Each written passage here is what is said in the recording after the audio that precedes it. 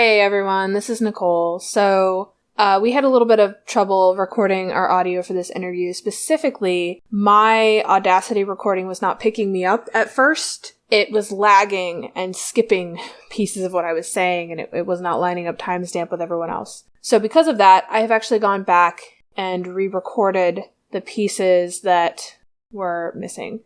This only really affects about the first 12 or 15 minutes, since I noticed and realized that it was not just being a little bit slow, but actively not picking me up. And we actually restarted the recording about 15 minutes in. However, before that, if there's a little bit of oddness, a little bit of weird tone from me, if I don't quite sound the same way I do the rest of the recording, that's why. Or if I sound a little bit out of sync with everyone else, that's what's going on there.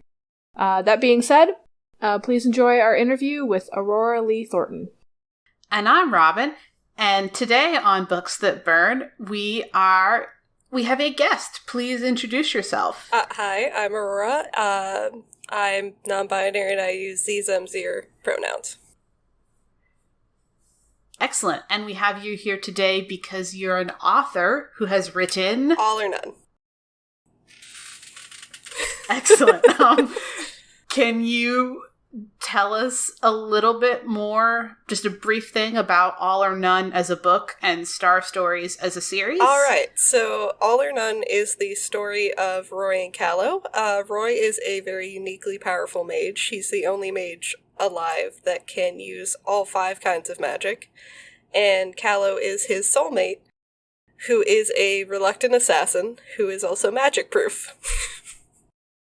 So the 5 types of magic are infernal, divine, arcane, elemental, and Feywild, which is kind of a mix of fairy and druid magic. So our podcast is about fictional... Sorry, there's a motorcycle. All right. Our podcast is about fictional depictions of trauma. Can you talk a little about the way trauma works in your writing? So whenever I have trauma in my writing, I try not to make it too much of like a slog through just trauma. I try to balance it with levity, or just kind of having the happy and the sad. But in All or None, it's probably a pretty even split between the traumatic events and healing from the traumatic events, because that's one of the themes of the book, is healing from trauma. So do you, generally speaking, like here, like in this book, you kind of have a pretty even split, but in general, do you put more thought into the trauma itself or the aftermath, or do you usually put as much thought into both halves when you're thinking about the effects on your characters? I usually try to put as much thought into both halves as possible, because it's important to depict trauma in, I think, like a responsible way, like in a way where you don't glorify it, but you also don't shy away from it. But I also think it's very important to show all the healing and how healing is actually a very messy, very difficult process. It's not like you're not instantly healed. Mm-hmm. Have you ever started writing a trauma in one of your books and had it take over or have more of a story impact than originally intended? Sometimes, if I start writing trauma when I'm in a bad place mentally, it will just be completely all-consuming for whatever I'm writing. So I try, like, I just put all my trauma eggs, I guess to quote Hannah Gadsby, I put all my trauma eggs in the same basket. So I try not to write, because at first I thought it was a good way to, like, get through it, but honestly it just made me feel worse. So I try not to write trauma unless I'm in a good place. Yeah. But sometimes characters will surprise me with how they react to their trauma. Because obviously everyone reacts to trauma differently.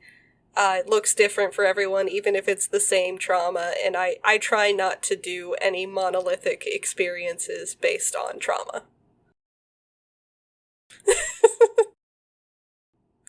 I am a gardener. Yeah.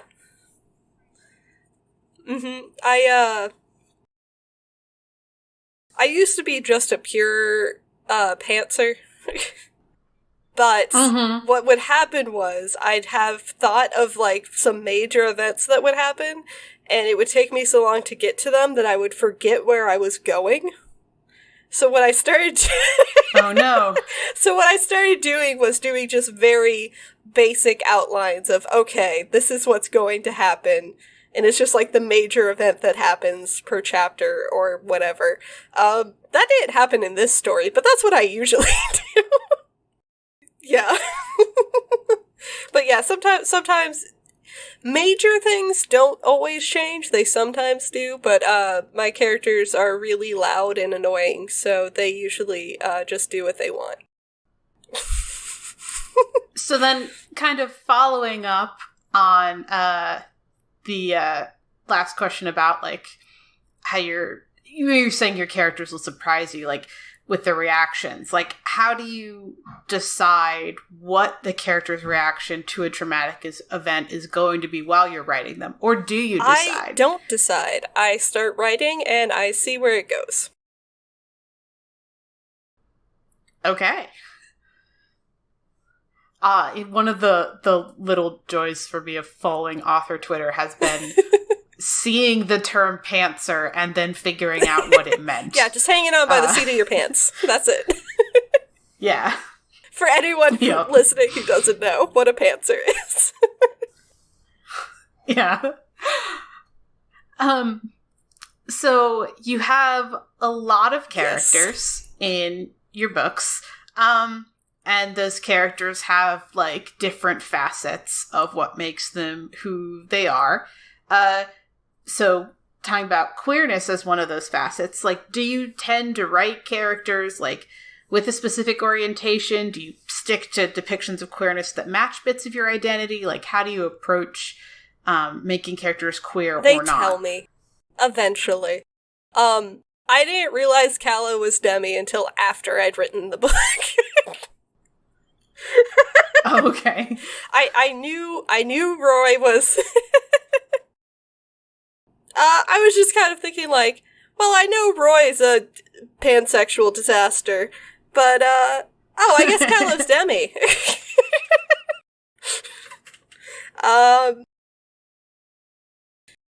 I knew Holt was Ace just from the get-go, but Holt is a very forward character. Yes, I only recently realized that Carilla is Demi, just because I hadn't really thought of her orientation at all. Because she's just, with Leon the whole time. We meet them in their 40s, right. There's not much to explore. I know that basically everyone in All or None is queer. I might not know specifically how, but they all are. Okay. So, like, when depicting types of queerness that you don't share, like, what do you use to guide that? Well, there's always, depictions by other authors that do share those identities. Various threads and blog posts about how not to write them, or, how to do those representations justice. Basically just, I shut up and listen for a while, and then I go write. Have you ever had a character surprise you with their identity after you started writing? Either a character you had defaulted to thinking they were cis-het allo and then decided they were not, or after publishing had someone pointed out this character seemed more like they were queer-coded and you just hadn't specified their identity in your book? Probably. I don't remember, like, a specific instance of that occurring. I'm on, I guess I can plug this a little. I'm on an A-Spec writers Discord. We're just a big group of all Ace and Arrow Spectrum writers. And I shared snippets through the entire writing process. They were my beta readers. They're awesome, but yeah, like, and we talk all the time, so it wouldn't surprise me if that had happened. I just don't remember a specific instance off the top of my head. Mm-hmm. So, I know this next thing might get a little, trickier because it is a fantasy setting, and as far as I can tell, like, it's not Earth. It is not. What's your approach to incorporating characters of color in your work? So, I self-published an earlier work. The series is called Wildflowers, and I was trying to be inclusive, but I ended up making a lot of mistakes with including analogs to real-world cultures. And I've learned a lot better since then. So, basically, because it's not my experience, I'm white, I include characters of color, but I've kind of just completely dropped racism off of my fantasy. Because it's not the real world, I don't need to include that, and it's not my lived-in experience to write about anyways. Okay. I do. I describe each human as white or not white, as the instance. I usually just say it I only really describe them when they first appear, and I kind of don't continuously describe them afterwards. And I assume you don't mean you call them white or not white. You mean that you mention No, I'll say skin tone is. like Folly, one of Roy's mentors, he's a black man. One of Roy's cousins, Athen, he has brown skin. It's not really mentioned in this book. He's actually Chlorish, which is their antagonistic neighboring. The Chlorish usually have brown skin and blonde hair. Okay. But because of soulmates, there's just a lot of people moving around everywhere, so... Like, there's so much kind of cross-culture matching with soulmates that I more wonder how you even had vaguely defined ethnicities and peoples to begin with, because there's just so much, like, just rigorous intermingling, it feels like. Like, if the previous generations... Yeah, if the previous generations are anything like the snapshot we get in this book, how do you even have typical appearance for a culture? Like the social trappings of culture, I completely understand. Like, yes, that would happen even if people are like moving around. But I actually have just an entire, like, I know exactly how soulmates work in my world. I don't know if it would it gets explained in a later book, but I don't know if that would be, I don't really know if that would be spoilers. Well, saying it right now would be spoilers, yes.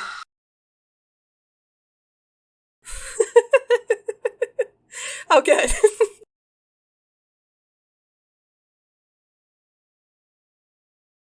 Yeah, so if you become a patron, you can find out the answer to this very interesting question. Or you can buy the book. That's the other way to get that answer. Yeah, do both. Have you ever had a character surprise you with their appearance or identity after you started writing? I have a vague idea, but as you may have seen, I do draw my characters as well. And it was only after drawing Halt that I realized that she's fat. That was not a plan. I based her build off of Strong Women competitors, the competition. Oh. Yeah, and because she actively does a lot of strength training, so that's what I based her build on. So she's got a lot of functional muscle. But I love her belly. Every time I draw it, I'm just like, this is my favorite part of this character. Nice. So a brief answer for this here in the non-spoiler section, because there's a very spoilery thing we're going to dig down in. What is your approach to incorporating characters with disabilities in your work? Well, similar to including non-white characters. I've made a lot of mistakes when I was first writing characters with disabilities. Those stories were not published, thankfully. I did have mistakes of like doing the magic cure-all and all that, and I know now that's very problematic and not the way to go with it. So rather than trying to fix, quote unquote, obviously you can't see me doing air quotes for that. I instead include the type of sorry, I'm trying to accommodations or tools that we have in the real world, such as sign language. Right. Okay. Do you tend to write disabilities based on a specific set of references? Or do you tend to write cultures that hide the disabilities? I try to vary it by culture. I try to think of the kind of guiding principles of cultures individually and how that would factor in to what they would think of members of their culture with disabilities. Have you ever had a character surprise you with a disability after you started writing them? Yes, actually. Vriati, Roddy's soulmate. Originally, I didn't realize he was mute. He was just quiet because he was shy and didn't want to talk, and then he was kind of like, nah, I just actually can't. I was like, all right. Mm-hmm. So you mentioned a little bit earlier that with one of your characters, they surprised you with their body type after you kind of had already written them. Do you consider your character's body image when depicting them and their traumas? Not, well, to a degree, because I get it, this isn't really a spoiler, because it happens sooner in the book than later, and it doesn't really give anything away that you couldn't guess, because Holt has her entire speech about scars and what they mean to her and how you get to define what things mean to you. Yeah. And prior to that, Callow only just then notices that all the other characters in the Null dorm that have scars and have been training, like, all cover up their scars. They all wear clothes with, like, long sleeves, and that just covers everything, even though that's not culturally how the Helvethi dress. So, and later in the book, it does say how Callow's kind of self-conscious about his scars when he's not around other Null assassins. Because the other assassins, obviously, they already know they're there. They know what they mean. So I do consider that how their body image is, how it relates to their trauma, if the trauma actually changed their body. Okay, that makes sense. Because you could have body image issues that are completely unrelated to your trauma. Yeah. Right. But, yeah. So then, following up on that, do you, kind of in tandem, do you consider your character's physical description when writing how other characters treat them? I do. I mean, fortunately, in this story, the two point of view characters are both very nice people.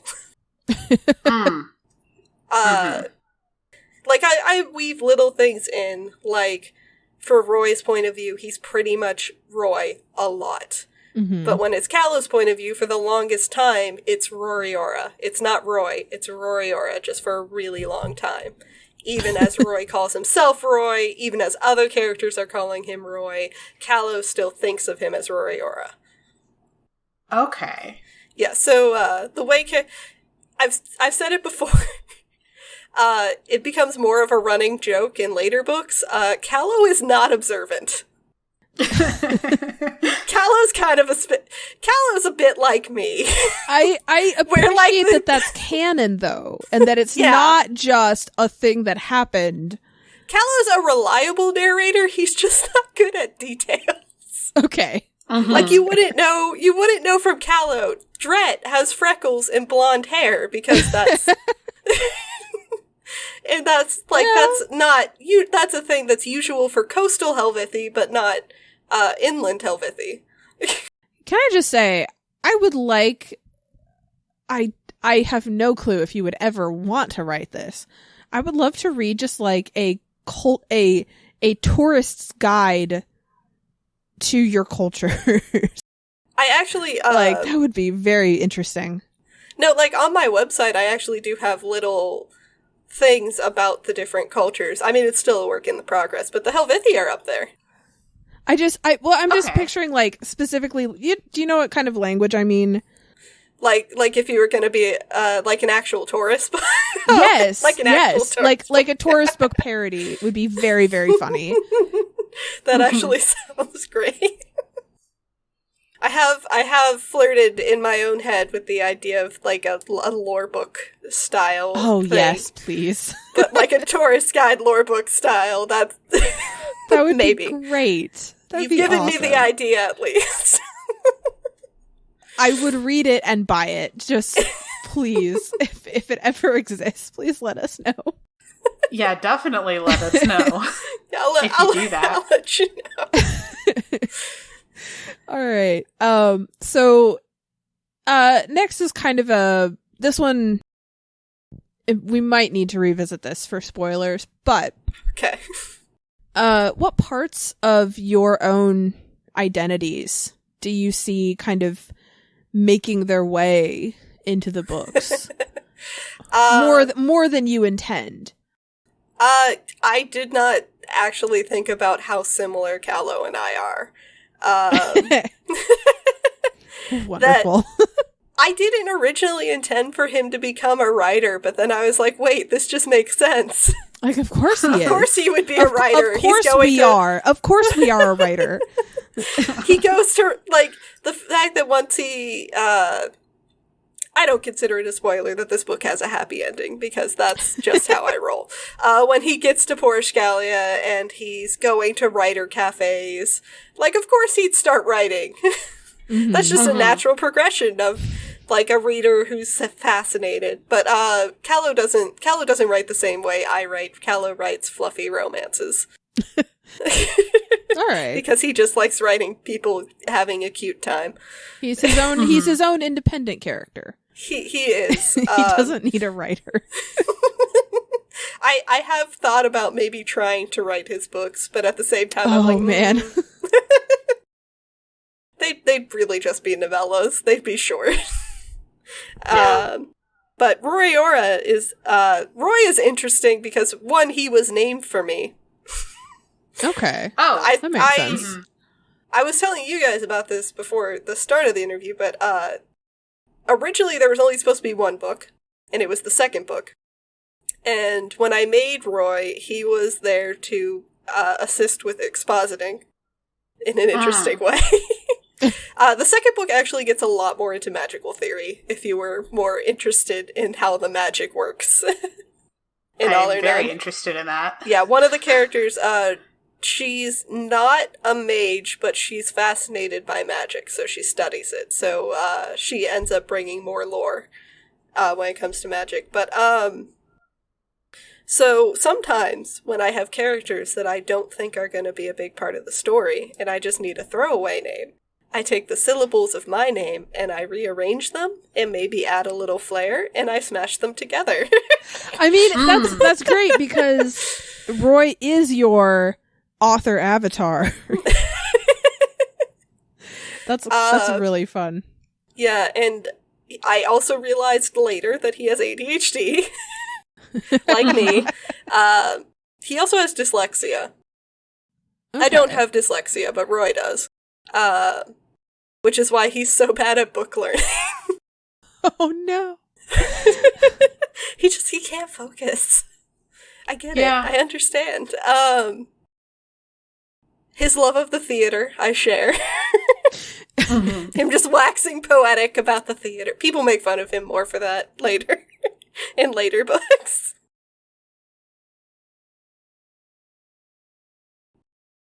So his cousin Athen actually, I accidentally made Athen like his perfect foil, almost.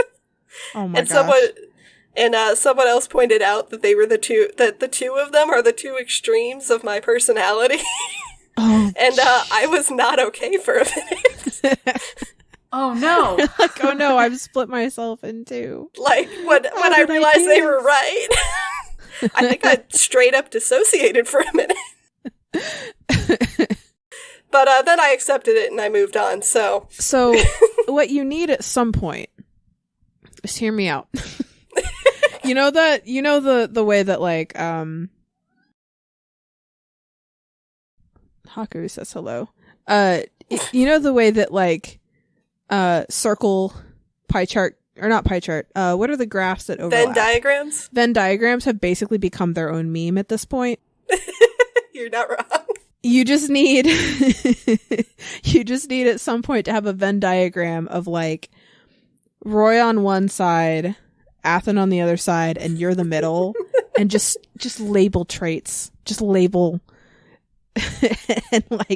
and figure out the split. Like, who is where. Athen actually shares my sexuality. We're both cupiosexual. Yeah. There's an asexual character you might not expect is asexual. Okay. I'll definitely ask more about that in the spoiler zone. Yeah, absolutely.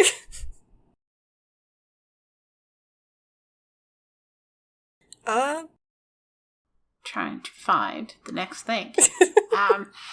I have one highlighted. Okay. Do you write in trauma for background characters without planning to really have it impact the story? And if you do, does it ever leak into the story? There are... I mean, obviously the other members of Callow's dorm all go through the same and similar trauma to him. And I plan to explore those other characters in later books, because as I've said, Callow's not observant. He didn't notice how it was affecting them. Not in a bad way, just in a, he was kind of dealing with his own stuff too. Yeah, he's a little more oriented on his own issues at the moment. Yeah. I mean, there's always going to be, like, a mix of someone's, like, kind of natural personality and their environment, but I am not surprised that his environment did not equip him to notice what's going on with other people. That doesn't surprise me at all. I kind of hint at it, but Griot, Holt, and Teller are all rich kids, and they actually all knew each other before coming to the Institute. And there are multiple times where they kind of have a silent agreement not to tell Callow things. Oh my gosh. Yeah, as a nice thing. Right. It's like, no, this is fine. And then I think maybe this will be the last thing in the spoiler-free zone. Have you ever had to stop writing a book or a character because the trauma they were going through? Either it was too much or you didn't know how to write it?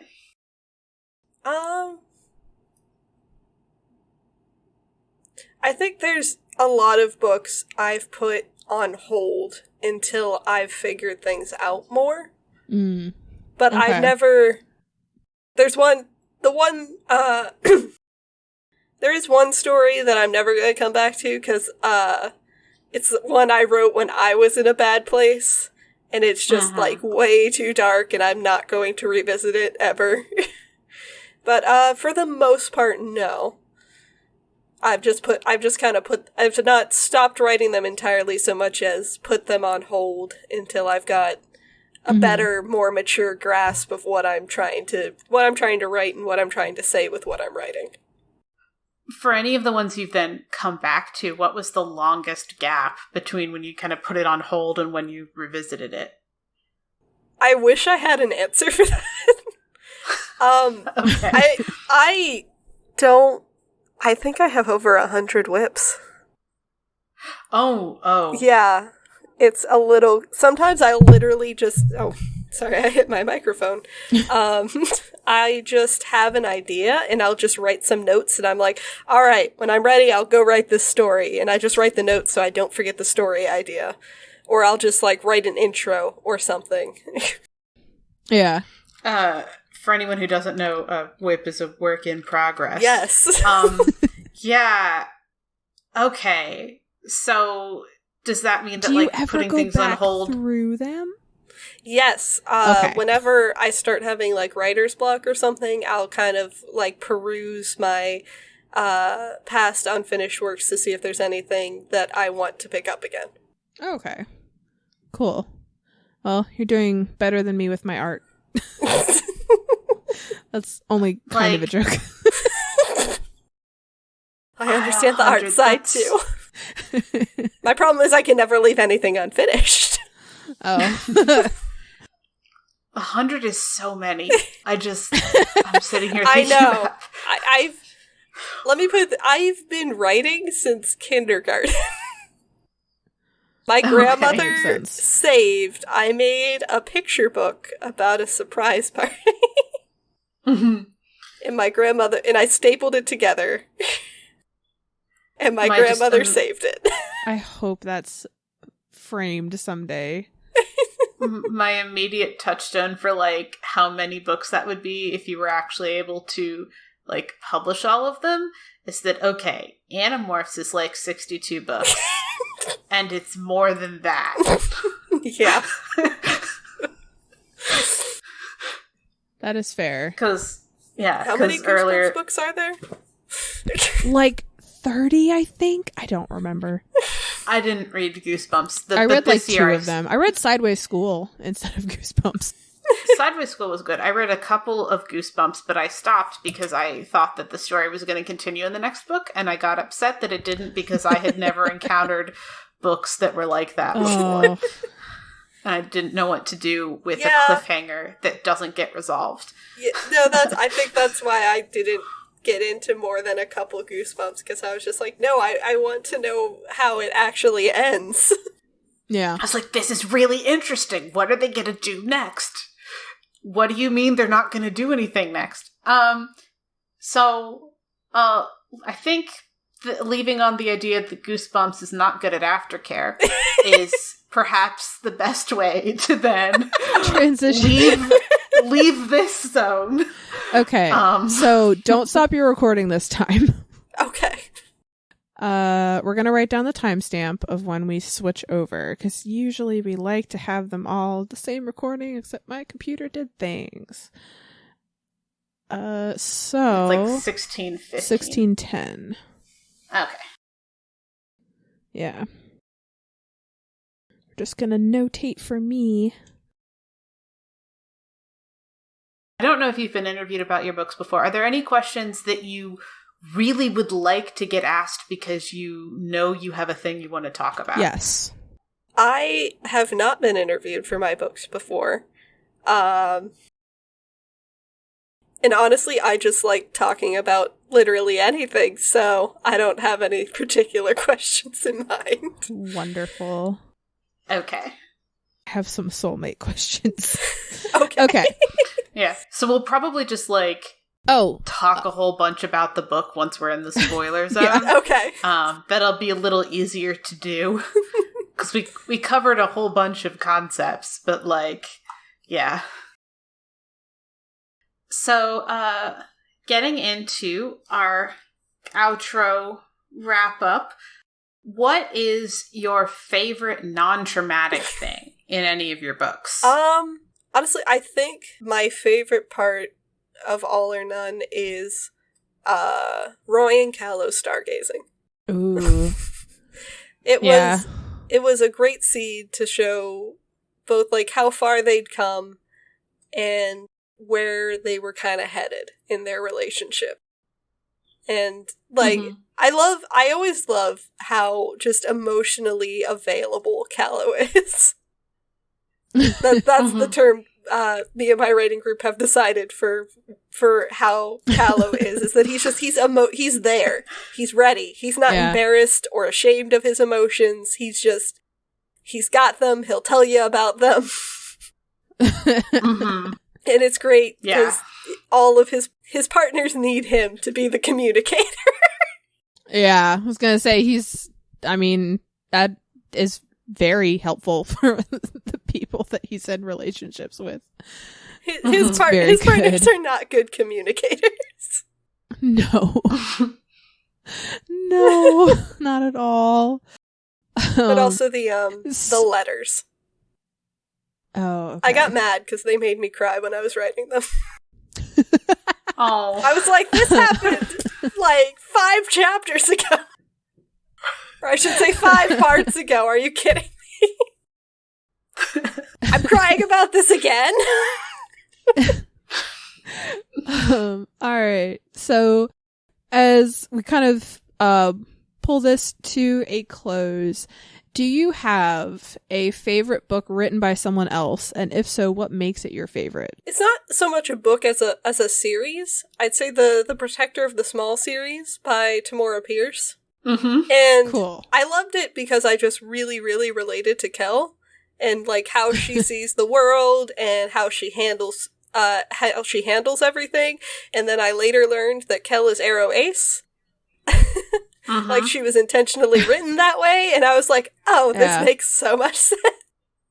Of course I relate to her. And Tamora Pierce just greatly regrets that she never put that on page because she didn't know the thing about representation I think we mentioned earlier. Yeah. That if it's not on page, people just don't really want to, a lot of people just don't want to acknowledge it. Yeah. But yeah, that would be wise, because it's an Arrow Ace character, and she has all these fun adventures, and she gets to have all these great friendships and just all of it. A thing that I learned while looking up author pronouns for the everything that is the podcast, it's actually Tamara Pierce. Oh, Tamara, I forgot. like camera. Yeah.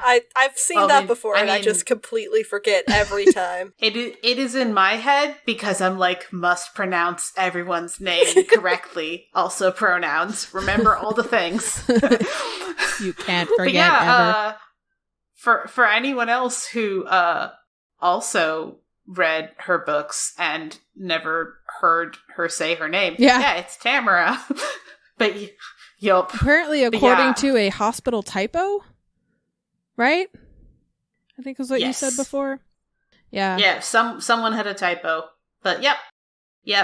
But yeah, that was my favorite quartet too. Like I read her stuff over and over. So, interesting. Kind of on loop for most of high school. I read Alana, then I read Kel, and went, well, now that I've read Kel, I don't care about Alana anymore. And then I discovered her circle quartets, and was like, I don't need to read Kel anymore. Like, these are the characters that I want. I started with the Wild Magic quartet, and then I went back. Okay.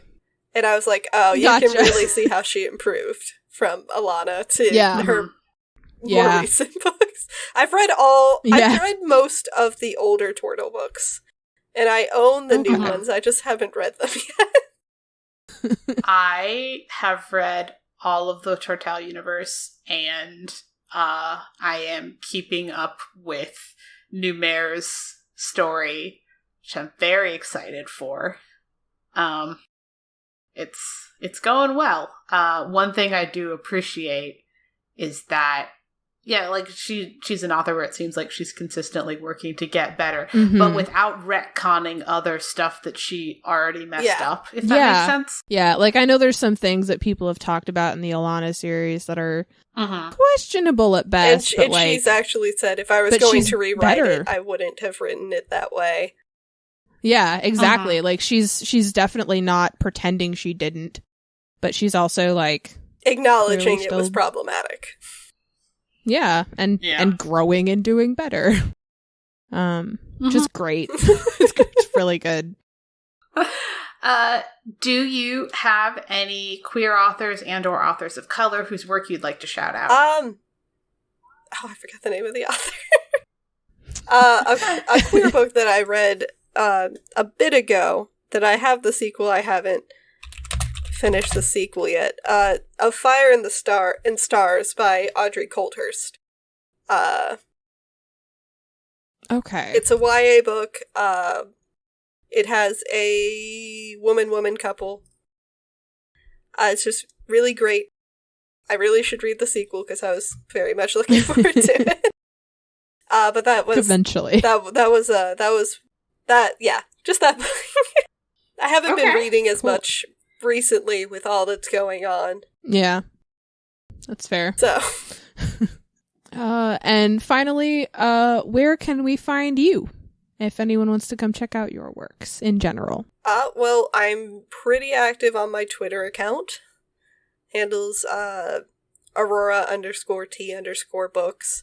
I'm on Instagram. I'm not really active there. I mostly just use it to collect all my art. Which we are going to make sure we're following after this, because I want to see this art. Yeah. I want to know what they all look like. And Instagram is just all lowercase, all one word, Aurora Lee Thornton.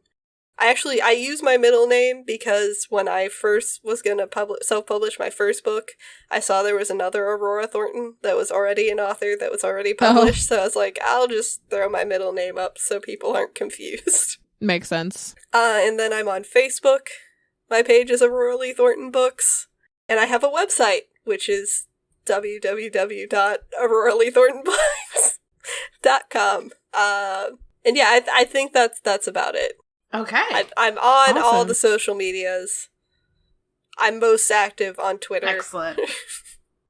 Yep. I was saying, because I am so are we. We are also most active on Twitter. Yeah. So, and then our handles for anyone where this is the first episode they're checking out, we are Books That Burn pretty much everywhere. So for Instagram, Twitter, Facebook, and also our website is booksthatburn.com. You can find the written book reviews at reviews.booksthatburn.com. And then our transcripts have their own site, so that if all you want is transcripts, you just have one place to go. And that is transcriptsthatburn.com. We were very excited about getting that domain. And a quick note that on Facebook, we have both a page where we post and also a Facebook group where you can come join us and just talk about books. And it doesn't even have to be books on our podcast. Yes, please talk about what you're reading. Come tell us what you're reading and rant about things in the books and, gush about them and share your book experiences with us. And ask for recommendations. So that's facebook.com/groups/booksthatburn. So thank you so much for joining us, Aurora. Thank you so much for having me. And you can find our regular episodes fortnightly, and our interviews are whenever we mutually agree with the author that we're going to release them. Because we are consistent. Yes. Thank you very much. Bye.